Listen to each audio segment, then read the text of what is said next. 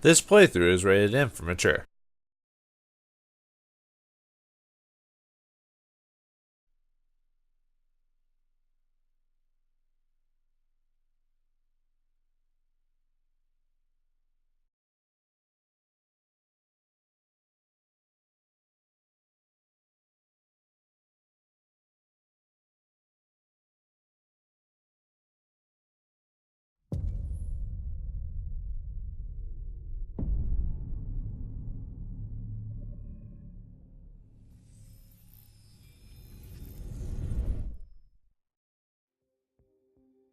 Hello. Welcome to the Detroit Experience. I'm an android and I'll be your hostess. Before we begin, let's make some adjustments to optimize your experience. These language settings were detected on your console. Are they correct? Howdy, folks. Vauldemare here, and I'm trying out a little bit of a demo here. This is probably going to be take number two. Take one failed miserably as I was trying to test out a mic function that came with my recording device, which it picks up way too much stuff, and the echo that it comes into my mic in my headset while I'm hearing is so distracting. And I've already got the 5 second delay from the video in most of my recordings already, and that would just mess me up big time. So I'm trying it again from. Luckily, I only did a few moments of it, so I'm not spoiling myself too much. But and this is also my first time recording PS4 data, so unfortunately, this will be a bit differently from my other recordings. I'm usually aware of like what's going on or not going on, but like aware of my recording stuff, and I'm ready to get into them. On this one, it's a bit more of a demo, so I'm kind of messing around a bit. And I thought this game would be a decent one to go at because this is one of those games that has, well, I don't know about this game specifically, but Quantic Dream games have a combination usually of slow moments and action scenes and stuff like that. So a good chance to test out if it looks good while recording it.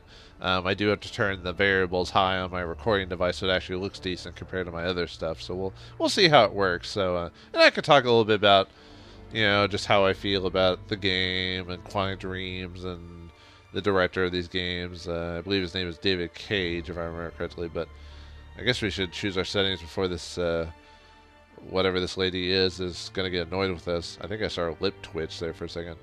Mocap on this looks pretty good. I mean, from what I look like. This lady looks familiar. Like, I wonder if I've seen her before. If she's like an American actress or at least just an actress in general. I know Quantic Dreams, I think, is based in France, I believe. So I wouldn't be surprised if they use a lot of actors from Europe in their productions, that I might not be aware of. But she looks like, is that Jennifer Lawrence, maybe? Kind of looks like her. And she's looking at me like, are you still there, dork, or whatever? Or, yeah, like, I could see the, man, technology, man. Anyway, let's see, English, yep, I'm dirty American, gotta do English everything. What other English do they have? French, BRA, what would that be? Brazilian? No, they don't, Brazilian is a language, it's like Portuguese or something like that. What is BRA? Espanol, or Spanish. Oh, so just English, French, Spanish, and what is BRA? I don't know. Huh.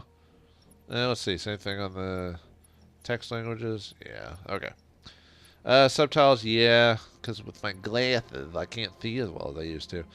Small subtitles, I think we'll go probably with medium. That won't be too intrusive. And those who are watching can actually read what they're doing or what people are saying in the background. All right, let's do that. Keep that. Please adjust your screen settings. All right, that's one I can see. Yeah, I can see. Okay, so one was clearly visible, the other was barely visible, and you can tell that how. Oh wow, who'd want it to be that dark? I mean, even the game suggests that this has to be clearly visible, which, like, clearly, like the basic setting isn't clear to me. Like, clear is when it's about, like, I don't know, perfectly would be about here, which the bottom part is like that too. So I guess this one would be the. I'm more comfortable with this one, I think. HDR, I guess I don't have the option for HDR or whatever that is, so we won't mess with that. So Thank you. Now select your profile. Alright, let's see. Difficulty, huh? Casual. I think most of Quantic Dream's games have this choice, except I think their first game, which I don't even know if this was the very first game, like Fahrenheit, like 451 or whatever it was. That was an interesting game. I liked it for the most part. I liked the game until the very end, which I guess spoilers. Which I'm probably gonna, if I continue with this past the initial demo trial or trial date of 30 minutes or however long I feel like, I might spoil more of the other games just from my ramblings. So kind of keep that in mind. But Fahrenheit 451 turned all Matrixy at the very end. I think it's 451. I could be wrong. It might have been like Fahrenheit 51 or whatever. But it went all Matrix near the end of it. And I won't say any more, but it kind of was just like, what the hell? That it did that to me. I liked Heavy Rain, the other game that they did. I liked that one. Not a perfect story, but I liked it. Although there were a few awkward moments in it, which I'll talk about later. Beyond Two Souls, I liked it for the most part, but there were a lot of story ticks that I was like, about 2. And not because they were in there for shock or anything like that, but I don't know. I'm kind of hit or miss on David Cage as a director. But anyway, let's see what the difficulty's off. I want immersive gameplay with advanced controls, a fair challenge where mistakes can mean losing a character. Way to go to spoil the game. You already tell us off the bat that we can lose characters. Yeah, if you played Heavy Rain, you know that can happen, but Beyond Souls didn't have that. Well, I guess technically it did, but it wasn't, well, like I said, spoilers, it wasn't until the very end of the game. Like, until then, it was one of those where you could do whatever, and it didn't really change. It changed certain plot progression points, but overall, it still went to the same until, like, the very end. So that kind of spoils that people can die in it, so I kind of wish we could have figured that out over the course of the game, but alright. What's casual? I want to focus on story with simple controls, a more forgiving challenge, with fewer chances to lose a character. And I'd rather get the full experience. If I mess up, and just see what happens from there. Although, weirdly enough, I got lucky on the first time I played Heavy Rain. I got, well, I won't know if I say the super best ending, but I got pretty much almost the best ending first time through. Which, like, I don't want to say, I mean, I'm always spoiling stuff, but I kind of still want people to play those types of games just to see what their experience was with it. But yeah, I got pretty close to getting almost the perfect. Well, I don't know if I'd say the game is a perfect ending, but there's what people consider the best ending overall. But anyway, let's choose experienced. Sorry, I'm rambling and taking forever to. When this sign is displayed, please do not turn off your console. I will. You are now ready to begin Detroit. Remember, this is not just a story. This is our future. Okay, pretentious much game, but yeah, I don't really want to go to Detroit. Detroit's kind of a shithole. No, I'm kidding. Although I mean, there are bits of Detroit that probably aren't that great. Oh, this scene right here, this already screams Quantic Dream stuff. I'm already getting Heavy Rain vibes from it. Just kind of reminds me of the detective from Heavy Rain who was using the VR headset. I forgot his name now. Probably my favorite character out of all the ones in Heavy Rain, I think.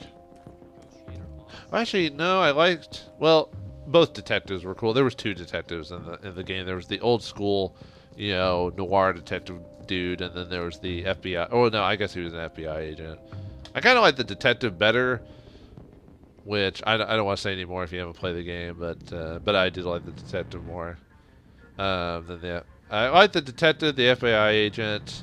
The main male character, the one you're supposed to be kind of going through, the dad character, he was, I think he was my least favorite. But anyway, let's see. Most Quantic Dream games are more about exploring, kind of interacting with things, and then while doing the story. So let's see. Yeah, moving around, interacting. I wish I could figure that out on my own. Unfortunately, the game has to tell me how to play the game. Just straight, like, it can't be intuitive, All right, let's see. We got a loving family here. John Phillips. Let's see. 10/11, 1999. Lives in 1554 Park Avenue, Detroit. Let's see. The wife, Caroline Phillips, born 05/23/2001. Oh yeah, this game does. For example, for a second I thought, oh, that's really young. It was like, oh wait, this takes place in like 2038 or something like that. And Emma Phillips. Let's see, what was that, 8 or 9/2/2028? So she's only like 10 or something like that. So I wonder why. I mean, you can tell already. Well, there's a couple things about us that you can tell right off the bat. Let's see if I can go back and get a good camera angle. It's like, yeah, apparently we're an Android because of the description. We're RK800 model, but why are we here? I don't know. So I guess we'll find out here in a moment. So, what's like a? Oh, what's this? Oh, fish. Dwarf Gurami? Oh,